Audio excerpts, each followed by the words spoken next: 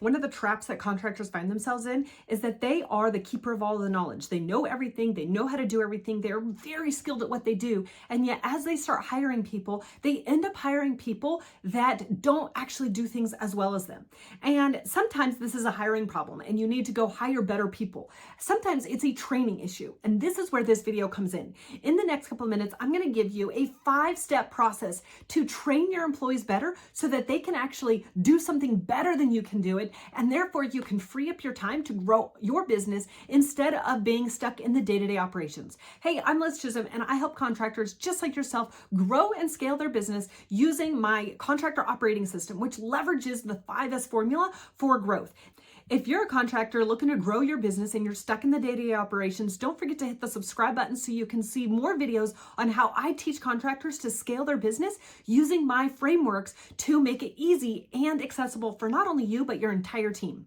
In this video, I'm going to share my 5-step process for training your employees to actually do something better than you can do it.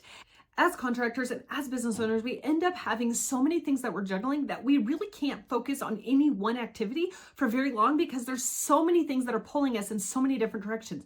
So when you utilize these 5 steps, not only will your business grow, but your employees will be able to do something better than you because of this 5-step process. Now, step number 1 is you show them how to do it. Whether that's through a video, whether that's through you being on the job site, showing them exactly how to do it. Now, if you were doing that, I'd also recommend doing a video for it, but you want to show them how to do it. Now, not everybody is a visual learner. They can look at how something is done and still not remember how to do it. And so this is why we utilize step number 2, which is to do it with them, but you're leading. So you're the one who's in the driver's seat and you're telling them, okay, now we do this, now we do this, and you're walking through the process as they're doing it with you. This helps them solidify all the different steps that you may have forgotten when you just showed them how to do it the first time, because there's a lot of things that are automated on how you do it because you're so good at it that you forget all the tiny little steps that actually get you to that next level. So the next step, like I said, is for you to do it with them, but you're in the driver's seat.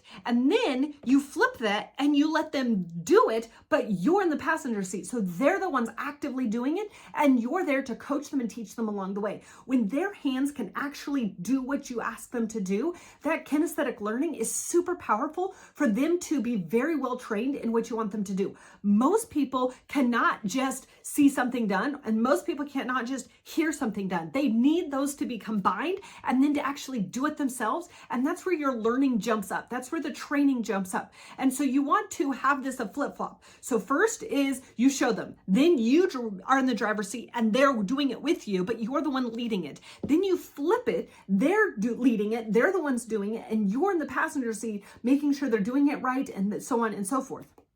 Then the 4th step is where you want them to do it without you there, but you want to check on the KPIs or the key performance indicators.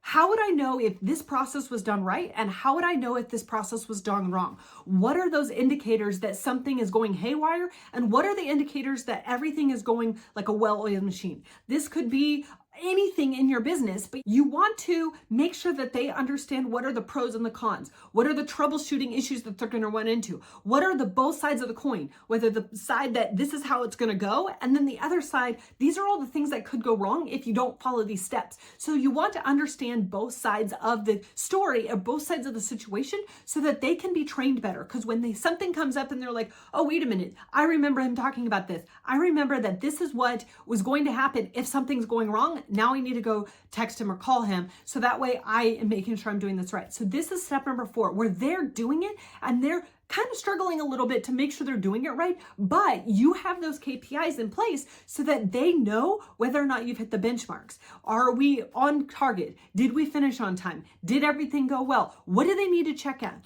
This is really important for their eyesight, for quality. What are the quality checks that you do when you're doing something so that way you're transferring that to them? And they're like, I checked this, I checked this, I checked this, everything's right, we're good to go, versus, okay, I checked this and it's not exactly like what I thought it would be, or it's not exactly like what we talked about. This is where you can then jump in and give them a little bit more training so that way they're fully trained. And then last but not least is the most powerful step. And this is the one where you ask them to teach somebody else. This is how you can grow and scale your business without you being the bottleneck of the chief training officer inside your business. You want them to be able to teach it. The more your employees can teach other employees and the more they can become trainers in your business, not only are you empowering them to be in a better position and to grow with your business, but you can also have them trained better. And so then they can teach that next person.